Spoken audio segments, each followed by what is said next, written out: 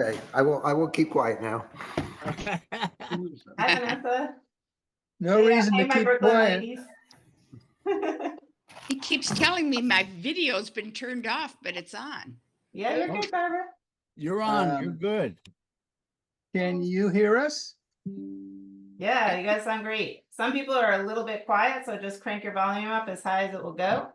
Oh, no, you don't want to do that. You mean 10? Sure, crank it to 11. That's what Bill used to do. I He know. blew everybody out of the room because he couldn't hear, you know. Hi, Bob. Hi, Barbara. How are you? You see Cindy? All Well, right. We got think I 26 recognize- people on right now. We're Okay. gonna wait another 3 or 4 minutes and then we'll get started. Okay. Can you see Malcolm? There's Trevor. Is that Trevor? Yeah. Oh, hi, Malcolm. Howdy, howdy. I didn't see Malcolm, but hi, Malcolm. I talked to Jocelyn yesterday, and Stanley's going to Malcolm, try and scooch down. she's going to try and get him to sign in. I don't know if he will or not. Hi, Bob Wayne. Hi, Trevor. It's your mom. I've never been on a Zoom meeting, so I'm sure I'll break all the protocols. So You're doing a great job. Bruce Levinson. All right. Were you in my class? Oh, Hey, me? Trevor. Were you? Hey. That's right. Bruce? Hi, but no, I was a friend of the remains, Oh, okay. Well, Um, I probably got on the way. not an Eli. Who else is here? there's a way. All right, we got 28 people so far. Just gonna Hi, wait a little bit longer. Hi, Wow, Debbie. he had 28 friends? Yeah, wow, I know. I think here, you'd see us. So the camera's over here. So they Okay. can't see Stacy. us. Okay. Well, let me finish. Hi, Eileen. Oh, there we are up there. About left. Still don't see. Oh, here we are. Okay. All right. So I get my pretty face in there. Hey, wait a minute. There. we go. You got to come over here. Malcolm. I can't see you. I'll do that when I finish my sandwich. Hey, Matt. Hi, Hi, Jake. Jen. Hi, Jen. Hey. I heard hi, Jake, but I don't know who said. Bob Wayne. How you doing? Hey, Bob. How you doing? I'm gonna say hi, Jake, too. Hi, Jake. Hello, So nice to Your see everybody cousin. here. Trevor. Good to see you, man. Yes. Good to see you, too. All right, we're gonna wait 1 more minute for any last stragglers coming on, and then we will get started. Soccer today, Trevor? Oh, there we go. If you swipe to the left, you can get everybody on the screen at the same time for those That that are is on true. There's a I- little blue arrow to the right, and you can see everybody on there. Yeah, I didn't know that. I just have 2 pages. That's okay. How do I get everybody, though? I have 2 pages, so I'm just going back and forth. I'm so technically challenged. Okay. Who's that? Bob. Hey, Ben. All right, guys, so I am going to start, and if I see anyone else trying to come in, we'll let them in. So there might be a few pauses here and there. I'm just making my screen a little smaller so I can see that. Okay. All right, so welcome everyone. I'm so glad that you could all be here today. Can everyone hear me okay? Everything good? Mhm. All right. Perfect. All right. So just to give you a little idea of the order of this gathering and what to expect. Everyone should be on mute for the duration of the service. If you need to alert me of anything, you can type in the chat. You can text me, you can email me. I'm trying to check all the things. I'm trying to monitor all the things as we're doing this. when it comes time to share stories about Bill, you can raise your hand with a digital icon. You can physically raise your hand and wave until I see you. Jake and I are going to take some notes on like who wants to talk, and we'll make sure that we get you all in. When you're talking, I'm going to attempt to spotlight you or pin you so that everybody can see you. You don't have to scroll through the window. I am going to record this service. Yeah. Same way I borrowed. I Sorry? tried, I just can't wear, and I can't see far or here, so I have to wear them all the time. Everyone good? I can't find the mute button. I can't. If Bottom you left. go to the corner of your picture The and bottom hover left. over the right hand corner, you'll see a little mute. Or you can go to your audio button in the lower left Zoom. and mute yourself. There it is. My daughter's texting me, telling me how to do it, and I don't see any of those things. I'm just I gonna will be mute you, quiet. Barbara, but I want you to be able to unmute, so. Okay. So just want to let you all know that I am going to record this. So I'm happy to send a link to anybody who missed it or just wants to watch it again. When we're done talking, I'm going to play a slideshow. So there'll also be a slideshow of pictures of Bill. So anyone who wants to view that, you know, it's part of this whole service, or I can just send you a link to the actual slideshow. So, again, welcome. Thank you for coming. Today, we come together to celebrate and remember an extraordinary individual, my dad, Bill Briggs. While we may be separated by distance, our shared memories and our stories bring us close as we honor a man who lived a life with unique creativity, never-ending positivity, and a lot of humor. Okay. My dad had a truly adventurous side. He trekked across the country in makeshift hot rods. He toured with his bands at a young age, playing music instead of choosing the safe path. He was always up for a high-speed race. He infused a creative visual opinion into everything he was a part of. From the electrifying energy of his stage presence, which I'm sure we'll hear a lot about today. Sorry. Let's see. I lost my little part here, admitting someone into the room. Okay. So yeah, from the electrifying energy of his stage presence to the roar of his souped up modified exhaust and the artistry he poured into every song and every piece of artwork, he embraced life with a spirit that was both wild and visionary. His unique perspective of the world was reflected in everything that he did, whether it was crafting an original blues tune, building a funky new car or old car. His humorous comments, seeing the world through his artistic lens, which we'll all talk about a little later, I'm sure. Our purpose here today is to celebrate the impressive journey that he lived and the profound impact that he had on all of us. So I guess Jake and I really wanted to do this, and Barbara, because we wanted to create a space today to share our memories and our stories and our love for Bill. His music, his art, his creativity, his unwavering support for his family and his friendships. As we navigate the pain of missing my dad, missing Bill, and move forward in our lives, we find so much comfort in hearing funny stories, heartfelt reflections, memorable experiences that you've had with my dad.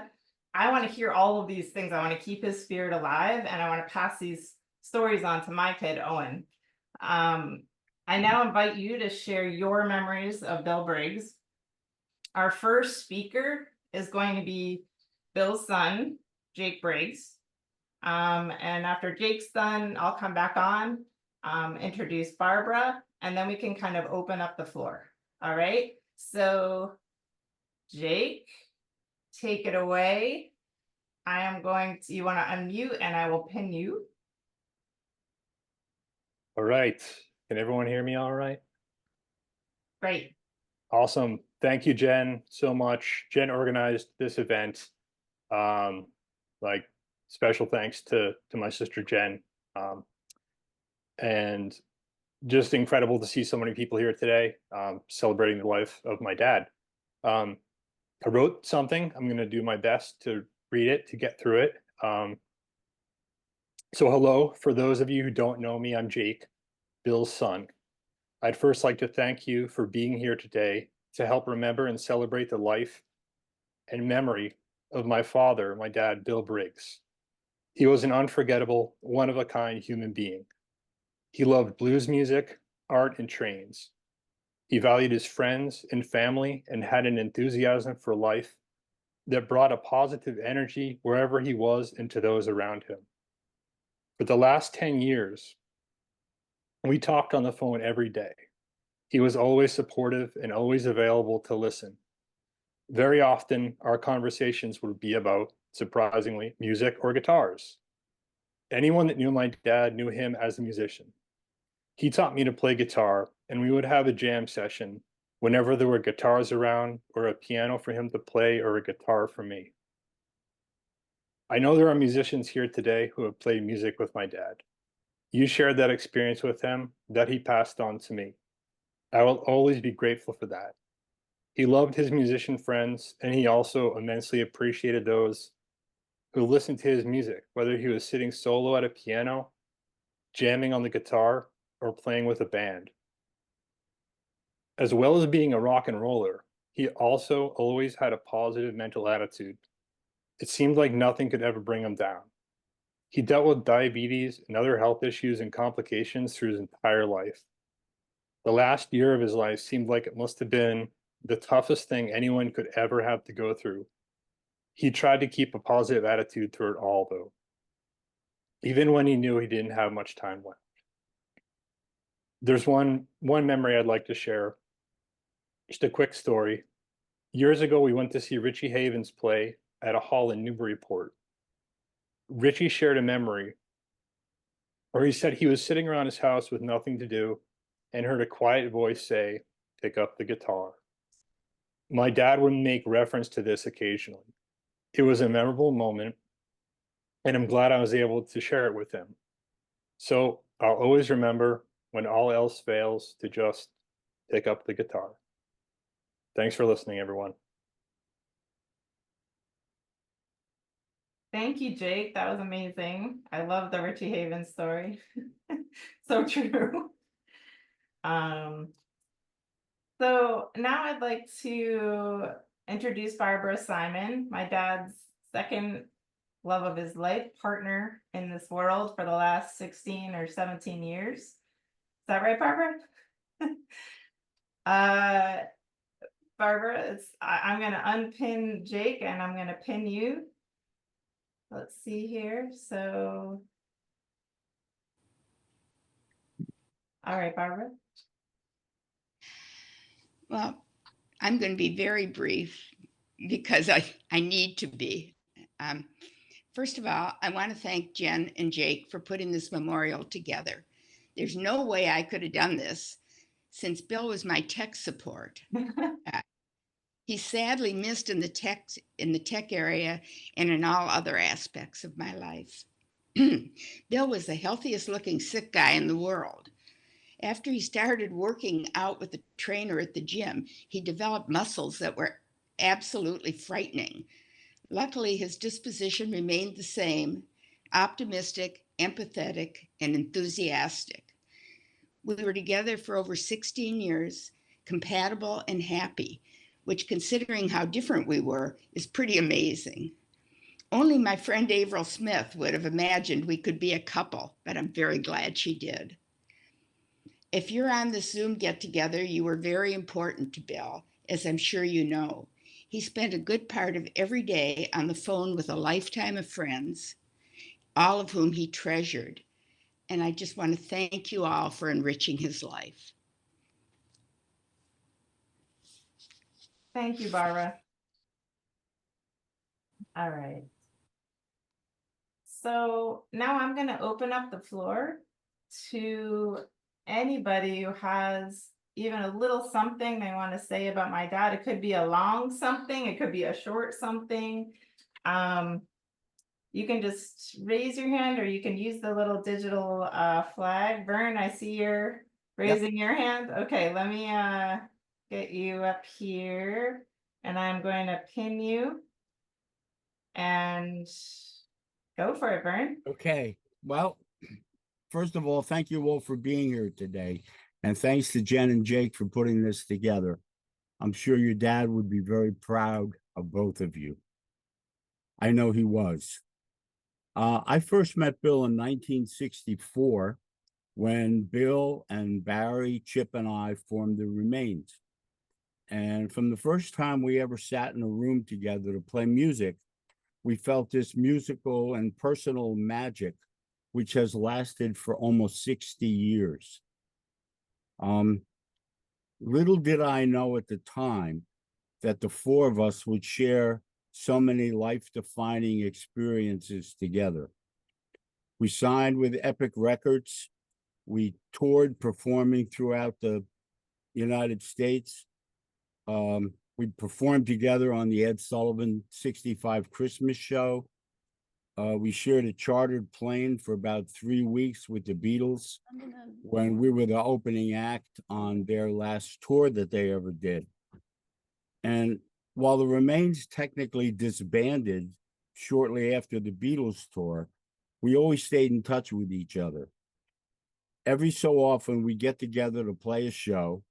Most of the time, we didn't even rehearse. We just get on the stage and we'd play. And the magic was there. It was something about this combination of four people that was really special. And Bill was such an integral part of it. In 1998, we started touring in Europe. And we'd fly on weekends. We'd go to Spain and play, or Holland and play, Germany, France. We played all over Europe for quite a few years. A musical about the Remains, produced by Fred, who's here, Fred Cantor, premiered at the New York Fringe Festival. We filmed a documentary on the Remains in Los Angeles together, and we recorded a new album, a new Remains album in Nashville quite a few years ago. Sadly, our original drummer, Chip, passed away in 2014, but we found an excellent replacement drummer and continued to tour every so often. We actually toured off and on up until the pandemic hit. Then we had to cancel gigs. And after that, we decided we'd had a good run. And we decided that it was time to not go out on the road anymore. We weren't getting any younger. And even though we had stopped performing, we still stayed close with each other. And Barry, Bill, and I would meet every Sunday on Zoom at 3:00. And we did this for, I think, a couple to a few years, just to reminisce, talk about the past, catch up with what our lives were now. We had experienced the joys and the sorrows of each other's lives together since 1964. We knew each other's parents. We knew each other's kids. We knew each other's wives and families. And it was very special. But as we grew older, I think we became even more aware of and thankful for the special musical and personal bond we had shared together for most of our lives. Bill was an essential musical and personal part of this special bond. He was not only an outstanding musician, but also a special human being to share time and space with.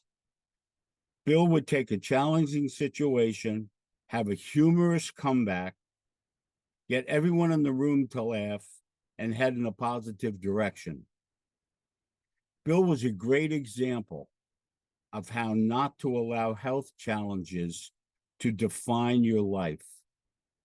He wouldn't allow them the power to prevent him from living life on his own terms. And I deeply, deeply respected that and learned a lot from him because he was that way. That was his nature. When Bill told me he had only 2 months left to live, I was devastated, obviously, as I'm sure all of you were. But his main concern wasn't for himself, but rather how he was going to tell his kids. This speaks to who the real Bill Briggs was. He loved his kids, grandson, and his partner, Barbara. As I said, we were bandmates and friends for almost 60 years, sharing so many life-defining experiences together. Now I miss him terribly, but know he's playing killer piano in that big band in the sky. That's it. I love him and I miss him. Oh, us too, Vern. Thanks so much. You were so important to him, you and your family. The Remains family too. Yes, the Remains family. Yes. And therefore important in Jake and I's life as well. All right.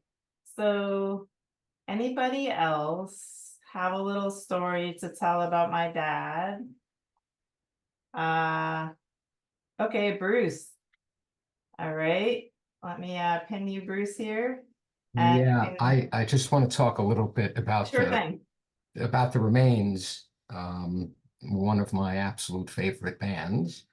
You know, they left some extraordinary studio recordings, you know, unfortunately a handful, wish there were more, but great stuff. And live, they were just untouchable. And Bill was such a critical part of their sound. The energy that they threw off of the stage, and just how melodic they were, and the chops that they all had. You know, I mean, Bill really was a tremendous keyboard player, and just how entertaining they were. So they have a legacy, and Bill has a legacy, fortunately, on tape that will live on for a long time. Thank you. Thank you. That's so true. And the Remains made a big mark in our family's lives, and I'm still listening to the music all the time. It comes up on my Spotify mixes all the time. And now I'm finding on my dad's computer that there's a lot of unreleased cool recordings that he just made on his own in the past like 15 years at Barbara's house. So yeah, I actually put one of those in, what I think that's what it is, into the slideshow, and there's many more that I'm still archiving. So maybe there'll be some more releases. Okay, anybody? Let's see, I'm just kind of looking around to see. I'm going to switch to my next page. Hi, Jan. All right, let me pin you, Jan. All right, just unmute yourself.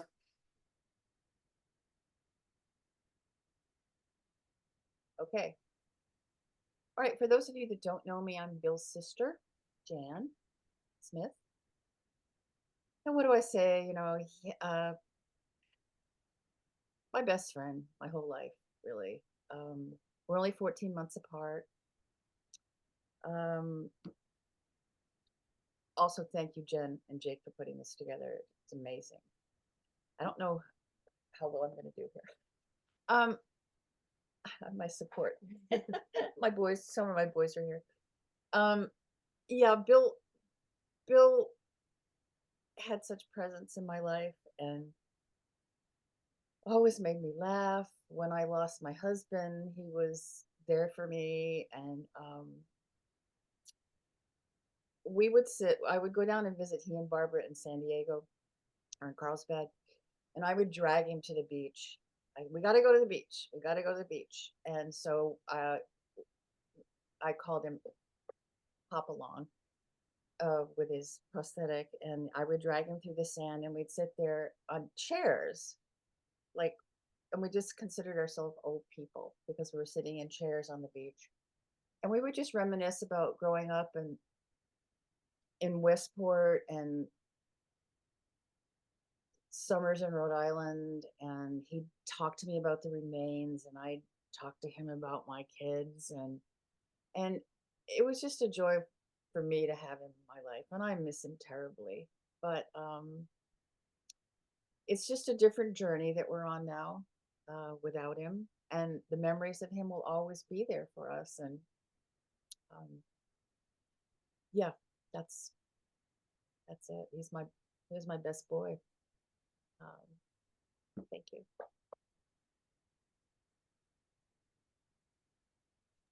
I'm done. Thank you, Jen. Jen, I really just want to say too, you were such an amazing support person for me those last few weeks. You and Barbara. I don't know what I would have done without you. Oh, All right. honey, same goes here. Yeah, we laughed and we cried, and it was great. The three of us. I'm glad I was there. All right. So, give me some more stories here. Who would like to say a little something? All right, Joe, I see you. All right. Let me pin you and you can unmute. Go I'm for here. it. So I first met Bill somewhere in the 1960s. I had taken the train up to Lowell because there was a hot band playing in some mafia-owned nightclub. And the remains, oh, come on, Vern. Took the train up to Lowell, and the remains basically blew the walls out of this place. It was incredible. I met Bill after the show, and we stayed in touch for a while. And then Bill ran away. He ran away in a Beatles tour, and I didn't see him again for 2 or 3 years. And we reconnected, and we stayed friends up and forever. And one of the things that some folks on here may or may not know, I had some health issues at the time that Bill and I were splitting studio rehearsal space up in Amesbury. And I basically lost all left hand coordination. And Bill would drag my butt down there. And it was basically, let's learn to play the left hand on a guitar one more time. And for that, I would be forever grateful to Bill. He was just an absolute wonderful gentleman. And we would talk for hours on the phone. And then I'd hear Barbara in the background. Bill, who are you talking to? Bill, time to get off. Time to get off. Thank you, Barbara. I just loved him as an overall friend for 60 something years. He's a wonderful gentleman, and he really was proud of you, Jen and Jake. So thanks for letting me on. Thank you so much, Bruce. I know you were an important person in his life. He loved talking to you. And I know that studio spaces that you guys shared were like some of his most coveted spots. I found your expired passport after they had the fire in the building and the flood from the sprinklers. I found an old expired passport of yours. All right, well, good to know. I have a new one. It was stuff Bill had collected of yours and of Jake's. It was just filling that place. I love that. All right. So that's it. Thank you. Thank you so much. All right. Who else? Anyone else want to say a little something, something? I'm looking around. Oh, I see Fred. Okay. Fred, I'm going to pin you. And you want to unmute yourself there. Oh, can't hear you yet. The lower left audio button, you want to unmute. I think I got it. You got it. Can you hear me? Yes, perfect. So I have a few things to say, but I want to start out with Bill's other sister, Marilyn. who was a year ahead of me at Staples. And I did not know her well there. But in any case, the story I want to tell is, and it reflects the incredible love and respect and the closeness between Bill and Marilyn. We were filming, as Vern mentioned, the documentary about the remains in the summer of 2006. And they were performing at Safari Sam's, a club on Sunset. And Marilyn was there. I went up to introduce myself because she didn't know who I was. First of all, she was excited to hear that I was from Staples. But most importantly, she was so excited to see the Remains performing live again. And she was even more excited and thrilled, beyond thrilled, that there was a film being done about Bill and the band. Because she said, you know, when she was growing up, the Remains were such an inspiration for her. And she loved the music, and she loved the guys, and she loved Bill. And, you know, as we all know, every family has its dysfunctional sides. But Marilyn and Bill, it was clear to me just, you know, that kind of relationship. So she passed away back in 2009, I think it was. But I know if she were alive today, which, you know, how much she would have said about her strong feelings for Bill. And I'm probably one of Bill's newer friends here. I only really met him just over a quarter of a century ago when the Remains reunited. But I just want to say that was one of those like sliding door situations that my life changed, you know, because of that.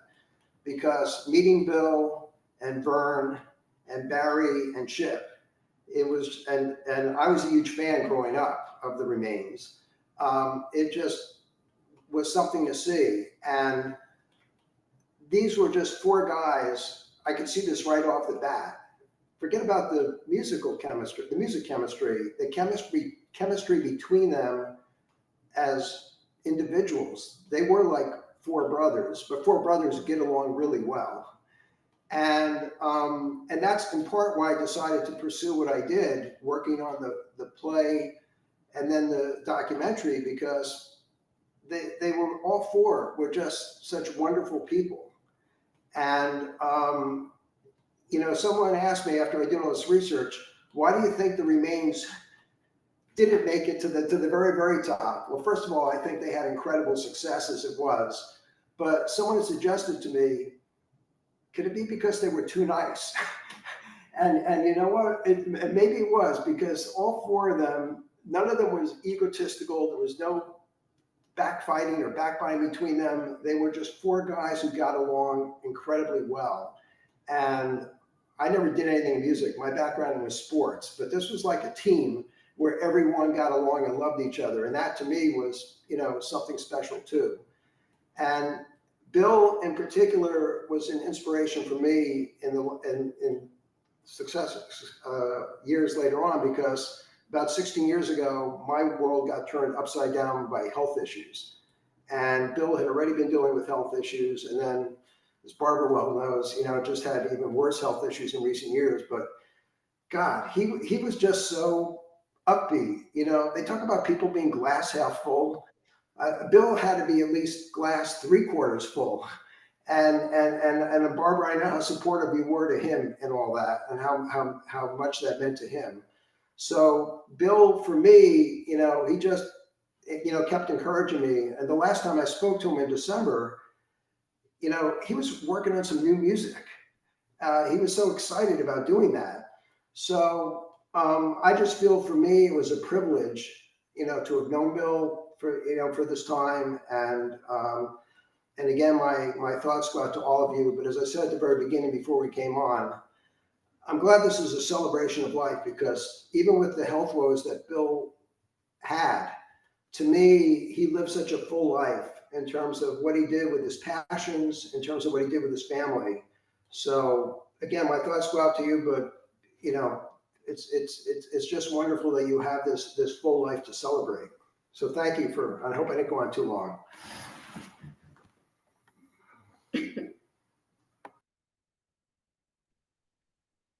Thanks so much for that, Bruce.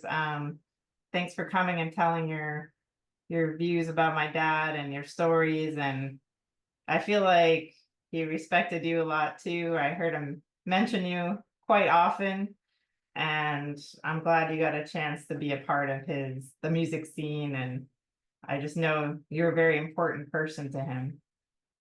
All right, so I'm looking around now. I feel like I missed somebody here on my first page. Bob, you wanna? Okay, I see you, Bob. Let's see here. Pinning you, and yep, go for it. You hear me? Yeah, perfectly. So I'm trying to think about, I think I met Bill around 74, 75, after the Beatles thing. I remember we were working in Stanley's garage down in Cambridge, and this guy drives it in a Porsche, like he owned the place, stops right in the middle of the place, and we're trying to work here. And I said, who the hell is this guy? And everybody said, oh, he played with the Beatles. Anyway, that was the first time I met him. He was Stanley's friend. Stanley introduced me. I was playing music with him at the time. Beer parties and high school parties. And so we got together shortly after that in the Malfunctions and had a 35-year run on, part-time band. And man, he was a musical mentor to me, really. But it's true, he had so many health challenges, and not one time did he ever complain about any of them. I mean, he just blew right through it. It was like it wasn't happening. But one thing he did complain about was the music. When you were playing music, you had to do it the right way. And if you weren't doing it the right way, you'd stop. He would tell you what you were doing wrong, and then you would do it again and again until you got it right. That's the thing about Bill. Before that, I was in bands, we used to jam, and it was terrible, and we just keep going. He would never let that happen. It was, here's how you play it, here's what you do. And that was the thing that I had never done before, because he was a pro. And it was really the first pro I ever worked for. He was a professional, and he knew how to do it. And he would play music for anything. We would play a gig for nothing. $25, $50. That was it. That's fine. That was enough for him. And I remember this one gig we had in Connecticut. It was a corporate party that he got. I don't know how he got it, but it was for $1,000 a piece. The most money I ever made playing music. And we get into this hall, and all these company people come in, and there was like all these 20, 25-year-old decked out young women ready to rock it out.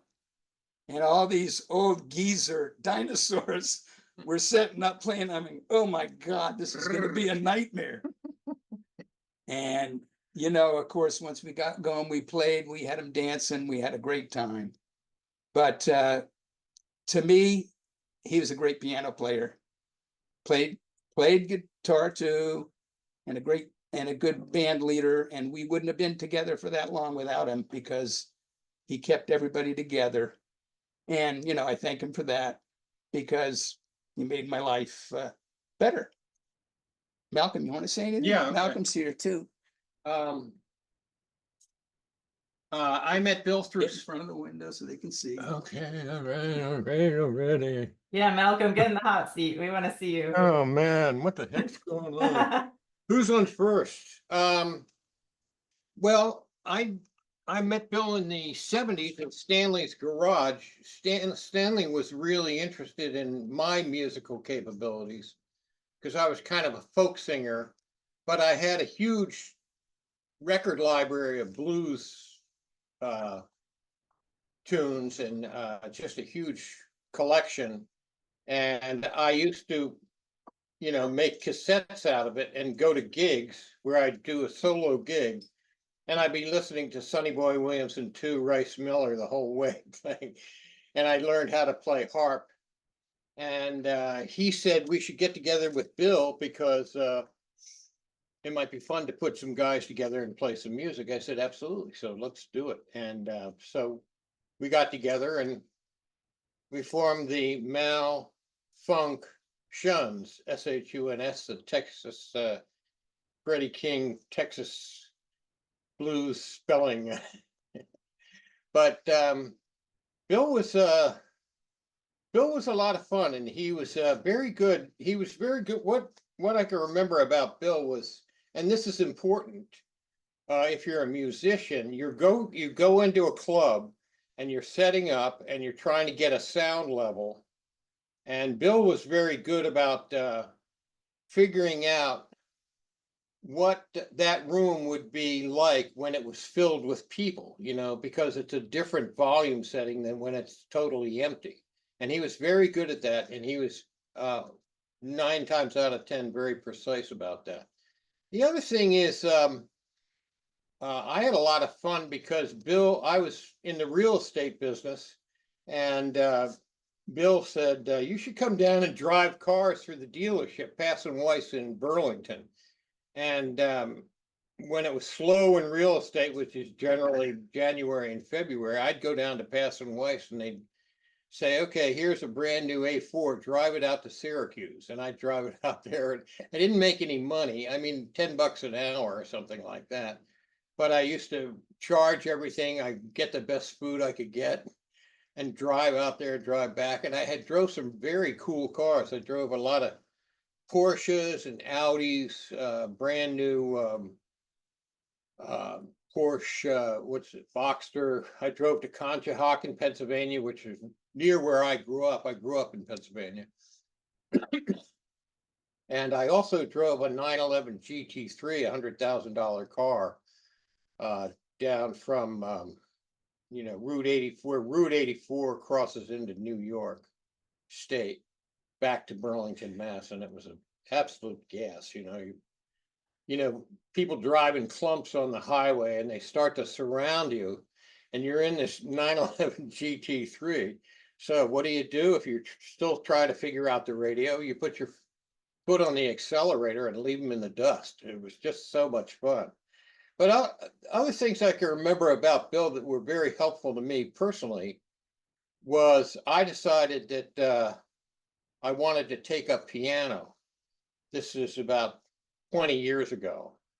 And so my logic was go down to Ouellette Brothers in Salem and get yourself a used upright and put it in the house, and then you won't be able to walk by it every day without trying to figure out something.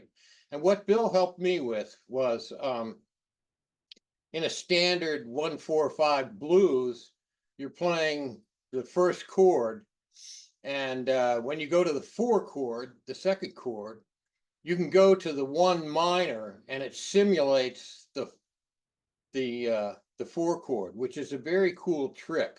And it just means you're playing in a 3 chord blues, you're playing 2 chords and getting away with it. And it was very helpful to me and a lot of fun. And also, the New Orleans influence was very helpful to me. So I went from playing, The Thrill Is Gone and try to master that to playing R&B piano, which is a lot of fun. And in fact, if anybody's in Newburyport next Sunday at the First Presbyterian Church during the offertory, I'm going to play some rocked out music. Not rocked out, just I was asked to play the piano for that, and it'd be a lot of fun. What else? This is about Bill. Yes, I know. Forgive the ad. Sorry. I don't know. I lost my head. My dog ate my homework. But I admired Bill in a lot of ways, and I just hated the fact that he had these health complications, because it just makes everything impossible. But he dealt with it honorably. And thanks for listening to me. All right, Malcolm. Well, I gotta say, Malcolm, it's good to see you. I remember my brother and I sitting around the kitchen table, my mom cooking us whatever burgers, spaghetti, and you joining us. And my brother just got such a kick out of all your stories. So I always did feel like you were kind of part of the family. You guys would be jamming downstairs in the basement. You'd come up, have some dinner, liven it up a little bit, go back down. So I have good memories of you, Malcolm, Thank you. as a kid. All right. All right, I'm looking around. Oh, Debbie, I see. Okay, let's see here. Muted again. I'm gonna pin you. Yeah. Okay, forgot it. So hi, everybody, and my sympathies to Barbara and you kids. And you're all doing a great job. I've been there, so I'm impressed with the way you're all handling it. So I want to talk about a completely different aspect of Bill that nobody's mentioned. Bill, I could be wrong, but I think almost every time I saw him, which was many, many wonderful times, he was always wearing a black t-shirt or black clothes, black shorts or black pants. He was, and I'm a former New Yorker, you know, New Yorkers only wear black. He was the epitome of cool. Bill was, and when I picture him, he was a cool guy in most respects, but especially the clothes. He had it down pat. Always looked very cool. And Barbara, we had such a wonderful time, the four of us having lunch when we were in California a few years ago. And I was really hoping to get out there and do another lunch with the four of us. So it'll be the three of us. But it was a lot of fun. And that's your wonderful dad. Great legacy of Mr. Cool. Thank you, Debbie. You know what? That's so true. And I was going to mention that my little spiel I was going to say about my dad is style was a really big thing for him, and he had like many ways of portraying his inner coolness visually. So I'll talk about that in a little bit, but I fully agree, and he would be so happy that you're acknowledging that. Like, he was very into his like style, which Barbara, I feel like, really stepped it up with him, like helped him a lot later. Who else? Anyone have any other things that they'd like to say? I'm just kind of looking at the screens here. Oh, hi, Dave. This is my husband, Dave. I'm gonna pin you. Hi, Owen. Hi, Dave. This is my son, Owen. All right, I wasn't planning on speaking today, but hearing everyone's stories made me recall a bunch of my recollections of Bill. One of the most poignant examples was, you know, I was dating Jen, and we were falling in love, and it got to the point where we wanted to get married. But before I proposed to her, I wanted to do it right. So I'm like, let me, call her dad and get his permission. And my anxiety's going through the roof. I'm like, what if he says no? How's this phone call gonna go? And so I was with Jen at a hotel in New York, and I snuck away before I was going to propose outside. We are going to do a hike, and I had the whole thing planned out. But I had to squeeze in this phone call to ask Bill for permission. And so I made up some excuse. I ran upstairs to our hotel room, and I had his number all ready to go. And I gave him a call, and it's ringing, it's ringing, it's ringing. It goes to voicemail. And so now my whole plan's blown up, and I'm gonna have to rethink, how I'm gonna do this. And I look over and I noticed that Jen had left her phone on the bed. And so I'm like, oh, maybe I could call from her phone. So I pick it up. Sure enough, it's right there in her list of favorites. And I press the button, and he picks up on the first ring. So now he's probably confused when he hears my voice on the other end of the line. And, why is Dave calling me? He thought maybe something was wrong. And I said, hey, Bill, this is Dave. You're probably wondering why I'm calling you from Jen's phone. I tried you from my phone. You didn't pick up. And, now my blood pressure's, spiking through the roof, and I have to ask him, if he'd let me marry his daughter. So, I explained to him, how much I cared for her, and that we wanted to have a life together. So, I said, I'd really love if, give me your good graces to marry your daughter. And the phone went totally dead. There's no sound. I thought he hung up on me. And I'm like, Mr. Briggs, are you there? and it was still quiet for a few seconds, and I finally hear, pardon me, Dave, I'm just choking up a bit over here. And so, he went on to give us, his blessing, and I was very relieved.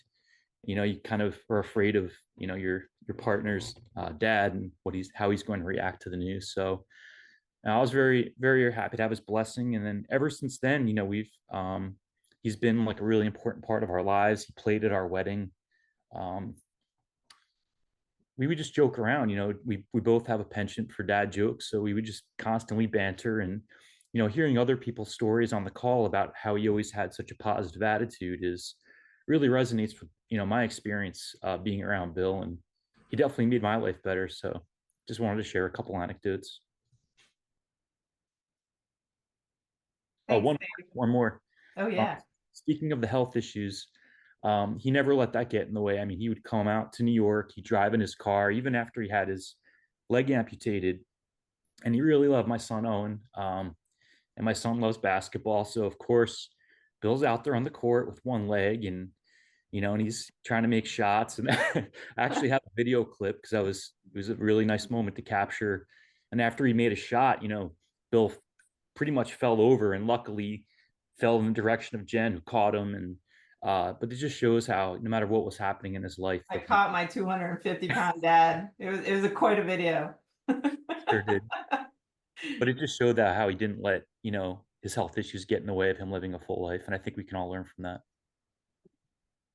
Thanks, Dave. And you know what? That just reminded me of another, like going on a family vacation with the two of you guys out in California visiting Barbara and my dad. We went to Legoland, and my dad insisted on going on all they were kind of kiddie coasters, but like he would sit in the front car going down the flume and the coasters over and over, because it was kind of a pain for him to get in and out of the coaster car because he had to jam his leg up in there, and he just made the guy like keep going with it. So we just rode the coasters with Owen, like these little crazy flumes, and I thought that was hilarious. Like another thing where he didn't let his leg or anything like that stop him, for sure. Thanks, Dave. All right. Any other stories? Stories. I'm looking around. I'm looking also in the chat because I know some people don't have their cameras on, so I can't see if they're raising their hand. I hope I'm not forgetting anybody. Feel free to unmute and yell at me if I'm not seeing you. Jen? Yes. Can I thought of one more thing I wanted to say. Of course. Here, I'm going to pin you, Barbara. It's so listening to, okay.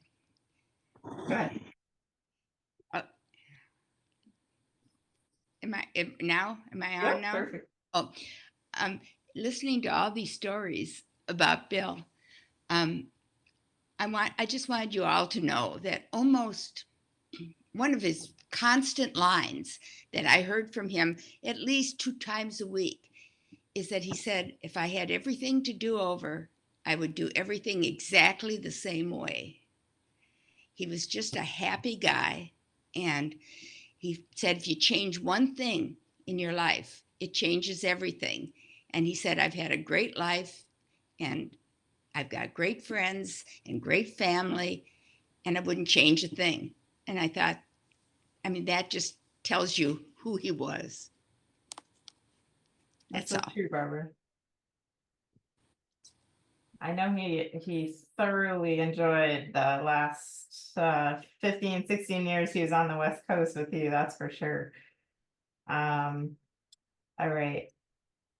I'm going to take one last look and see if anybody else has something they want to add. I'm just looking around. I think everybody got a lot of good stories in there for the books. My dad would have been really laughing his ass off right now at all these things that everybody's saying. Okay, let me look.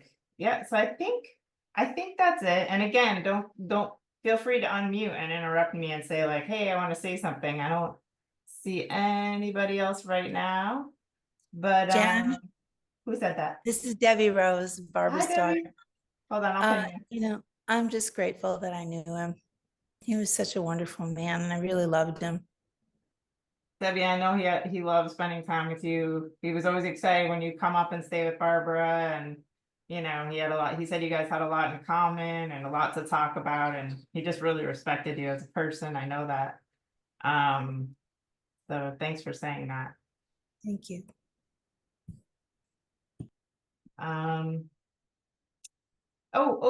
Julie, Bill. All right.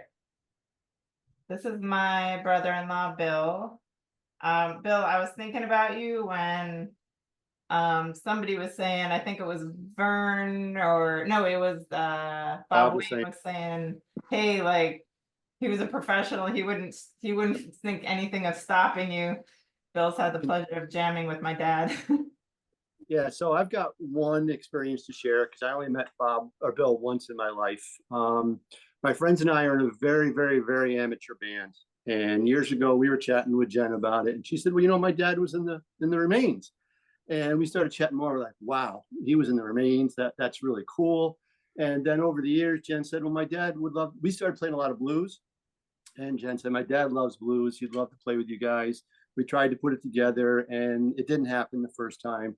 And then a year or so went by, and it was about a year and a half ago where Jen said, he really wants to play with you guys. He's coming down to New York to play.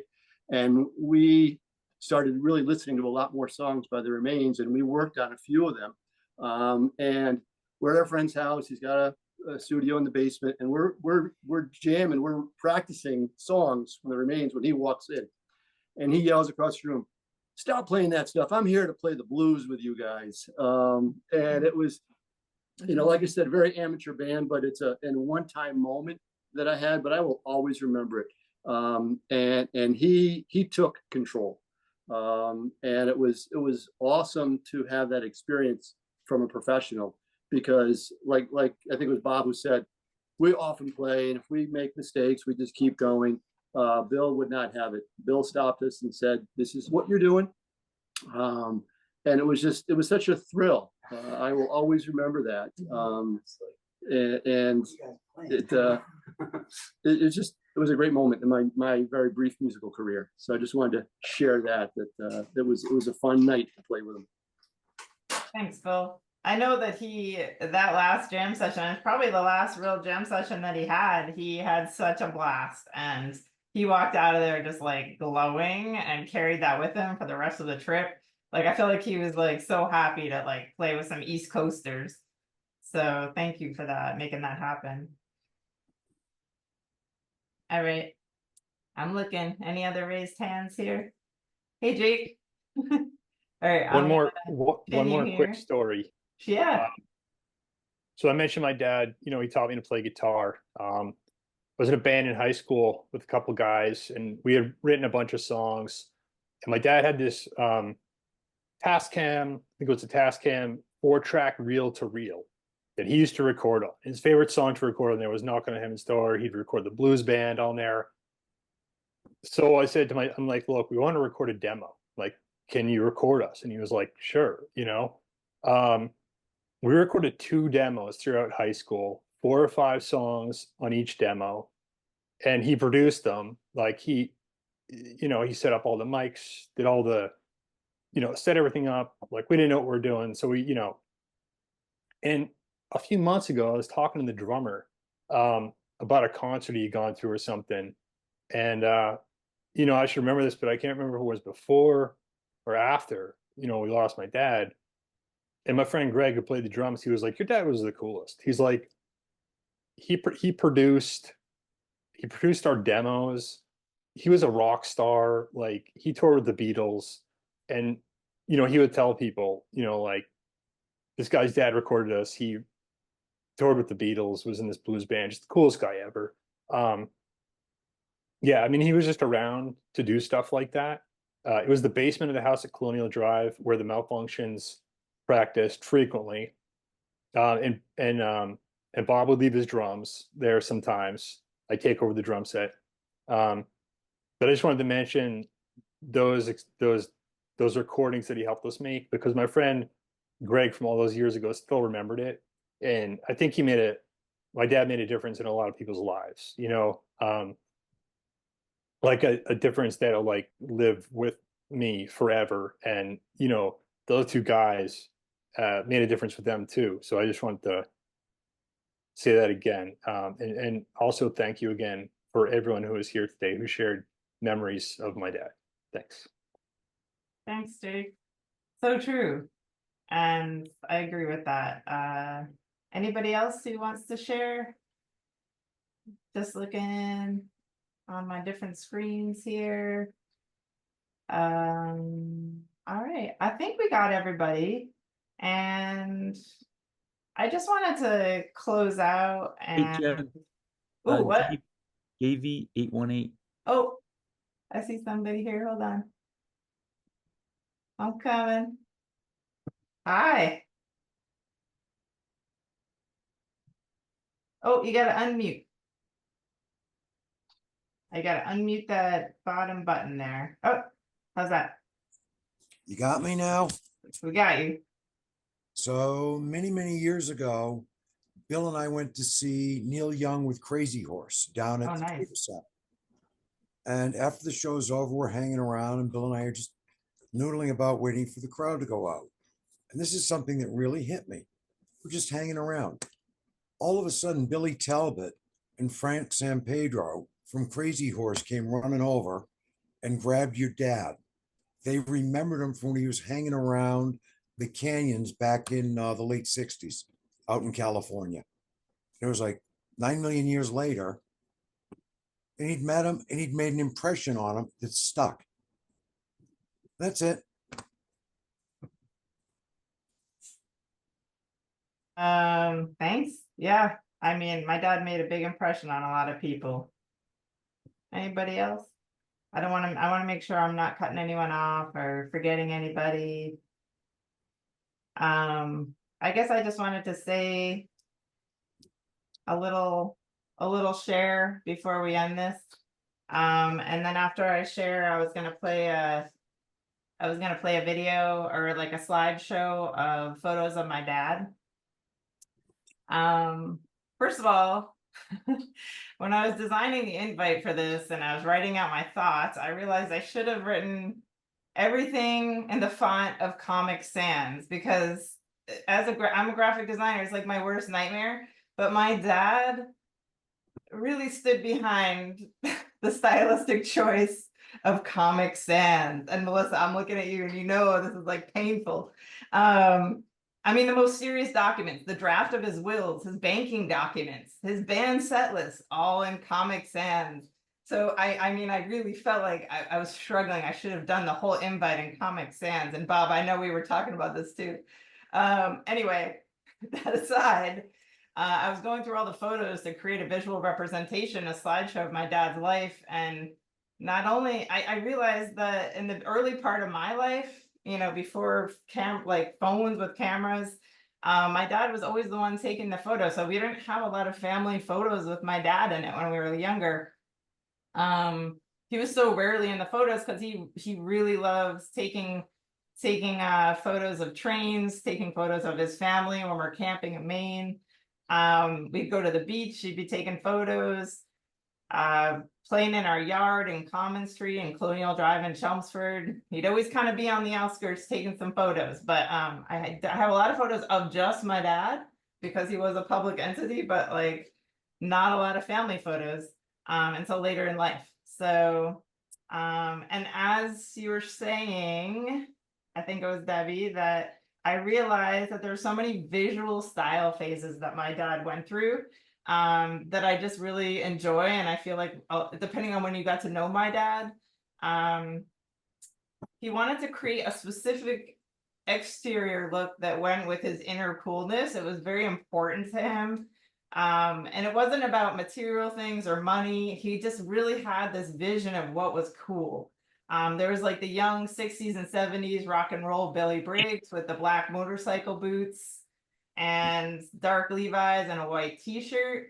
And then in the 80s, he went to the members only jacket, white Reeboks, like maybe lighter Levi's, car salesman Bill, racing around in the latest Audi with his classical music playing. And by the way, it's funny because as a kid, we'd always want him to play music, you know, in the car, like play our music, or yeah, don't you like this band or that band? He hated listening to music because he said it was too distracting because he was constantly critiquing it and pulling it apart in his mind, and he could not listen to anything but classical music when he was driving. And plus he wanted to feel like he was in like a Porsche Audi commercial. That was his thing. He's like, I'm just gonna play classical music. And then there was like the 90s brown leather jacket and tortoiseshell glasses, Bill. And then in the mid 2000s, he transitioned seamlessly into this West Coast style. He was always well dressed in an array of vintage logo graphic tees and coordinated sweats. And he even busted out the occasional Armani suit styled by his love, Barbara. Which to me was just like, oh, who is this man? Constantly transitioning his style with the ages. So I totally agree with that. Like, style is very important to my dad. When I was in grade school, my dad worked at the car dealership a lot. He would leave in the morning before I went to school. And he'd usually come home after I went to bed. So, 6 days a week, he had one day off. He usually had Sundays off. And with the exception of like having my dad's latest songs, he was practicing seared into my brain, and seeing him on Sundays make sketches or collages of it in his reclining chair while he'd watch the Red Sox or car racing. I honestly didn't know my dad really well growing up. I wasn't mature enough to ask questions. I didn't dig deeper into who my father was. There's some tension, struggle in my family dynamic, and I was always busy being a teenager. I didn't focus on my parents actually being human beings like until I was a little bit older. So that's on me. There were some spotty memories that I have when I was really trying to think back of me trying to sing Stand By Me into one of my dad's microphones and him assuring me I had a great voice. I was not great. I did not get any of those talents. He showed me how to shave a perfectly angular sandcastle at the beach. It had to be just right, shaved exactly a certain way, like very perfectionist sandcastle maker. He would sit in his chair and show me how to draw hot rods. And I think that was the start of my artistic career. I could draw a hot rod when I was like 7. My art teacher was probably like, okay. My dad, he decided to get sober in the mid 90s. And I started seeing a really positive change in his involvement and the support of our family, especially when things got challenging. My mom passed away in 2006, and Bill retired from the dealership, and I began to spend a lot more time with my dad. I would go visit him in Amesbury before he met Barbara and after, when he would come to see Jake and I.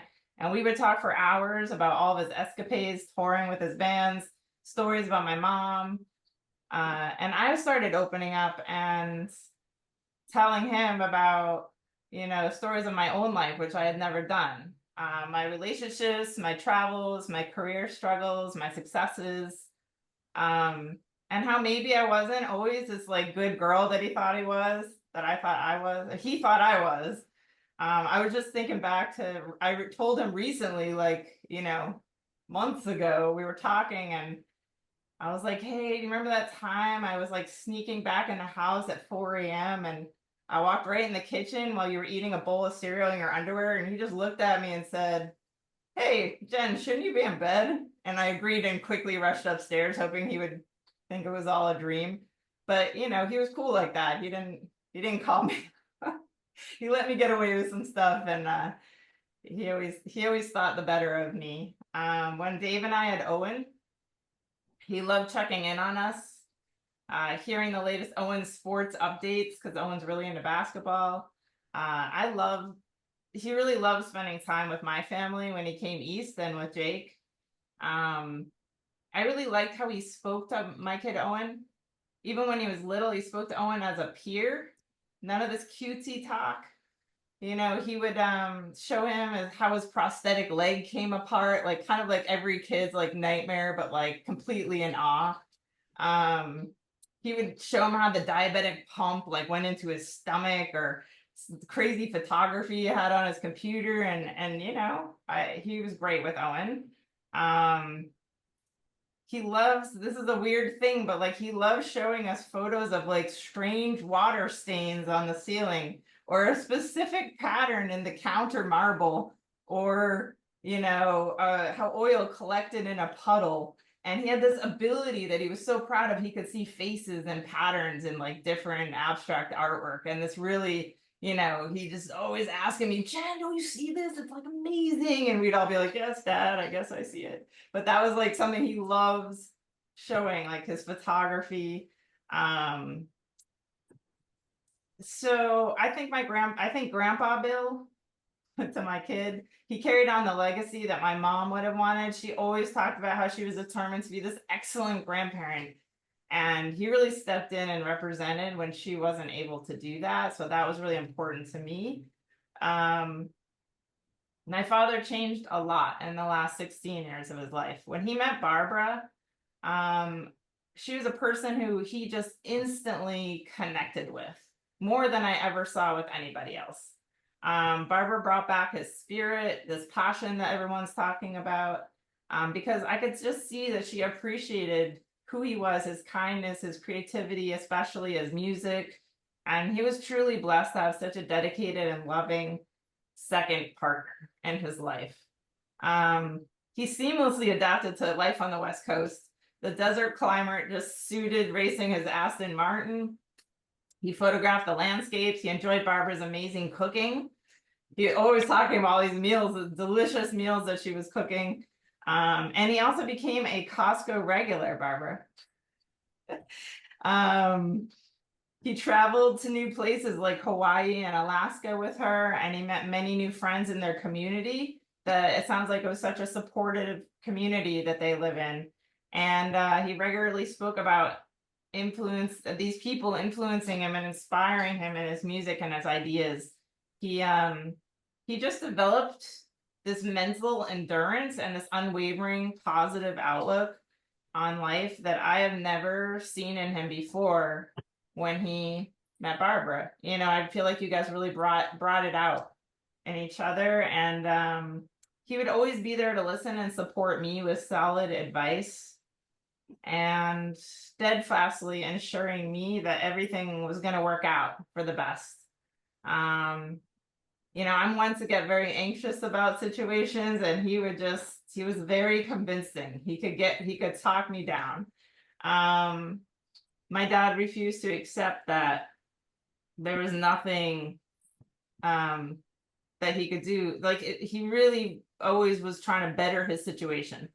Even when he was dealing with all these serious health issues for long periods of time, my dad's hospice nurse, the whole staff at the nursing facility had chatted with my dad about his music, his cars, his travels, his passion. Everyone who met my dad was truly fascinated by him as a person. They come in and check on him all the time just to see, like, have some more talks. The last day that I spent with my dad, a music therapist came in, and Jan, I know you know this. He was singing, and my dad was kind of sleeping a little bit, and I guess the guy had come in before, and they knew that he liked music, and my dad was like grudgingly like, oh, I don't want to deal with someone who like can't play the guitar or whatever. But like, he got into it. But this time, he was sleeping most of the time, and the therapist just went for it. And he's like, I want you to request and sing along with these songs. And my dad loved the song Knocking on Heaven's Door. And he just thought, he was constantly doing 1,000 renditions of it that I heard as a kid. I had so many recordings of him with the echo on the mic singing Knocking on Heaven's Door. So the music therapist went for it, and we sang this ridiculously inappropriate song at the end of the life hospice center, like belting it out at the top of our lungs. And in a lucid moment, he croaked out, I'm putting my guns in the ground. And, I just knew my dad was where he should be and that he was okay. So that's what I wanted to say. And I guess to end this service, I just wanted to thank everybody for joining. Please stay on if you have time to watch the slideshow of photos of Bill. We're gonna place his ashes next to my mom's in rural cemetery in West Newbury. It was funny, we didn't know what he wanted and he didn't tell us, and then all of a sudden the cemetery called me and said, oh, he bought a plot years ago to be next to your mom. So I knew that that's the right thing. We're gonna do that at the end of August as he wished.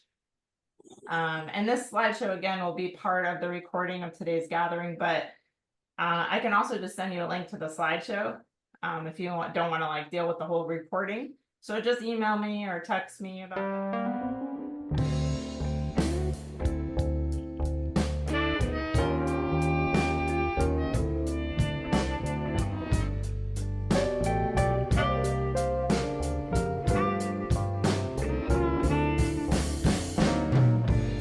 Call it stormy Monday,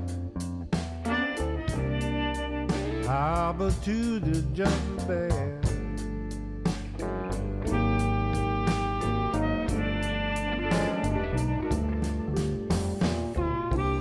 They call it stormy Monday, but Tuesday's just as bad.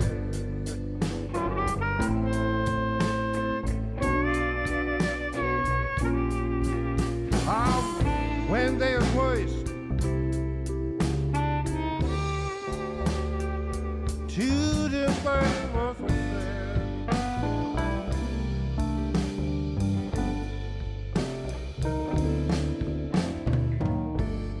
The eagle flies on Friday. Saturday I goes out to play.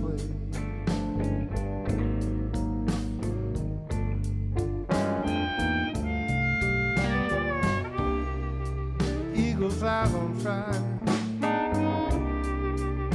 Yes, on Saturday I go out to play.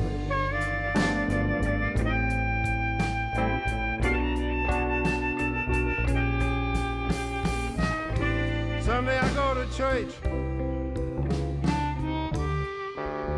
and I'm kneel down on my knees and pray.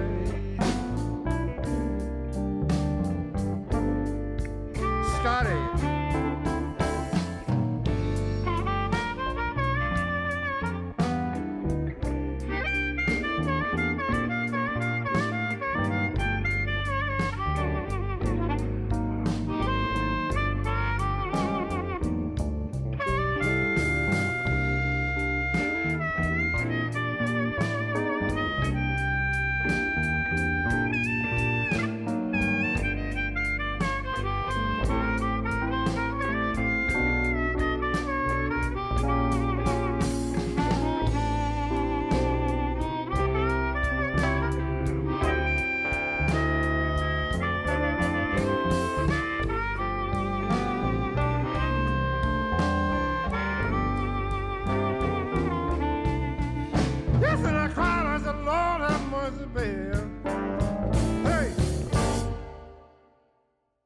Lord have mercy on me.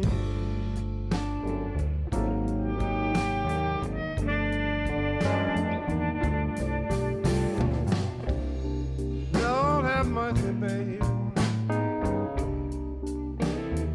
Lord have mercy on me.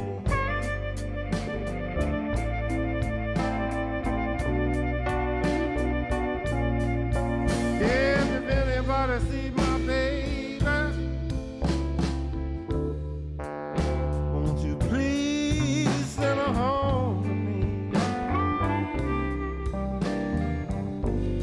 guitar.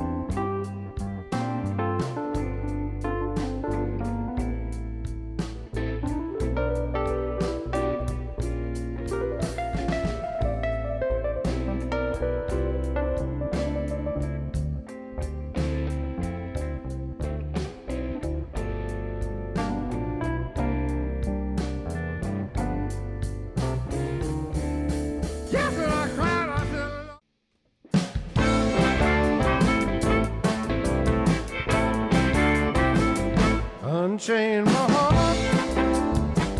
Baby, set me free now. Unchain my heart. You don't care about me now. You set my soul on fire. You are my one desire. So unchain my heart, oh baby, set me free.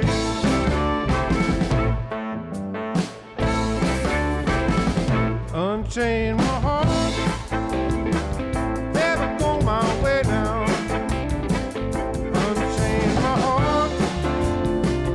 You don't care about me now. You are my soul on fire. You are my heart desire. So unchain my heart, oh baby, set me free.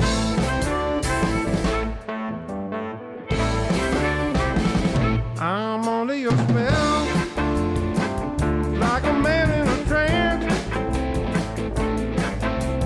No darn well that I don't stand a chance. So unchain my heart, never go my way now. Unchain my heart, you don't care about me now. You are my soul of fire. You are my heart desire. Unchain my heart, oh baby, set me free.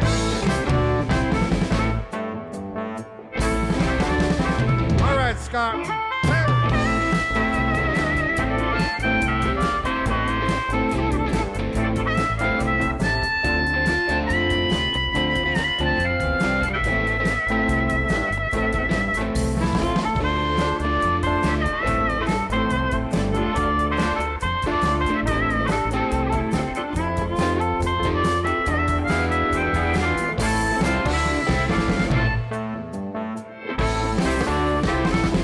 I'm under your spell, like a man in a trance.